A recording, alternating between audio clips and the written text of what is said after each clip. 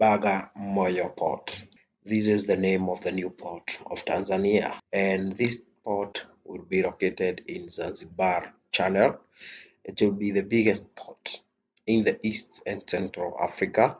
So it is supposed to be replacing Mombasa, which right now it's the one topping on the East and Central Africa on the matter of how much cargo it can hold.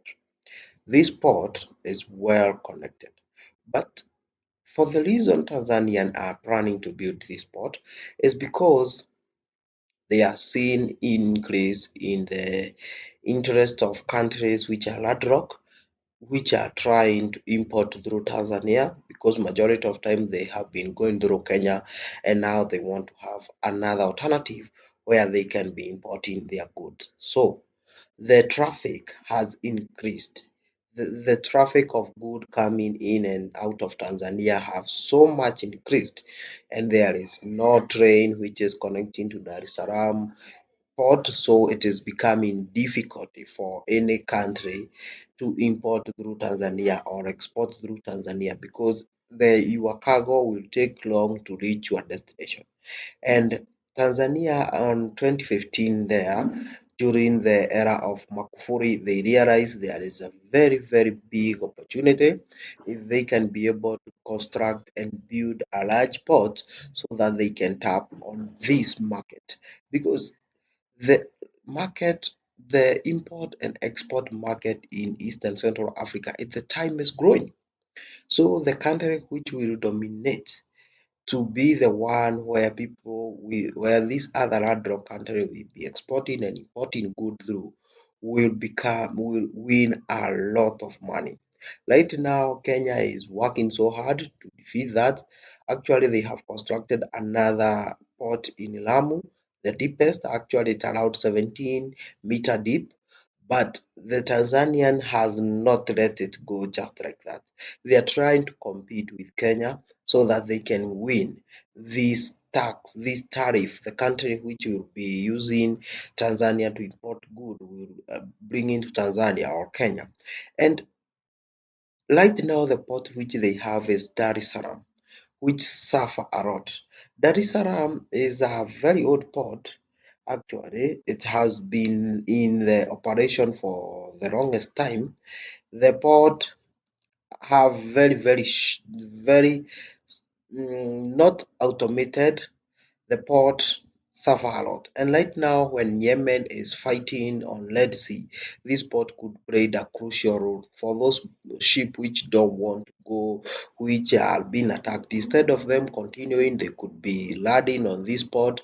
Then everything get controlled and they continue with the journey. But right now there is no that big port where this ship can be docking so that they can continue after it have stabilized. So they are all forced to go all out Africa.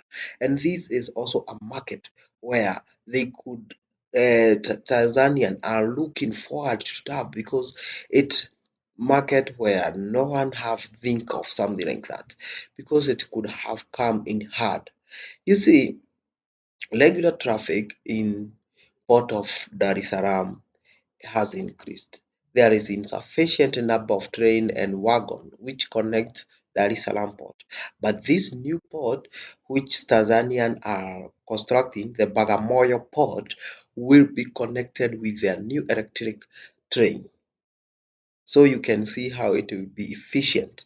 Good will be leaving and getting in the port at a very high speed. It will be very easy. This port will be fully autonomous.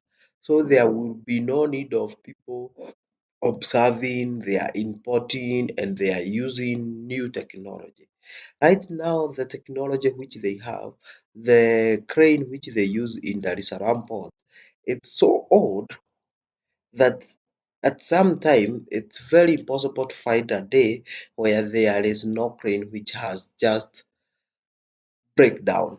So it's a normal thing to find a crane breakdown. And the other thing is there is no need of buying a new rod. They are using a reclaimed rod where it used to be a dump site. That where they are constructing the new port. which they want it to be the biggest and the best in Central and East Africa. But there is an unfortunate thing allowed 2019. Then we came to 2020, 2019. I don't know what happened. The project kind of almost stopped. Then at 2020, the project came to a stop. This is mostly due to COVID. Every country suffered from COVID, even if Tanzania never ever closed its border, never ever had any kind of lockdown because of COVID. But this is due mostly to COVID, and majority of the action, the majority of activity on this port kind of stopped. And as we are speaking now, there I have seen them trying to go and find other people who can fund. This is a 10 billion US dollar project. So it's not a small project. So I have seen them going to find someone who can fund the project and to let it continue. Some are speculating it will be funded by Japanese, others are speculating it will be funded by Chinese.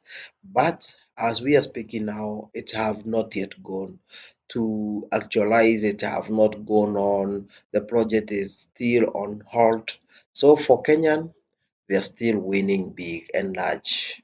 Thank you. Subscribe, like, and comment.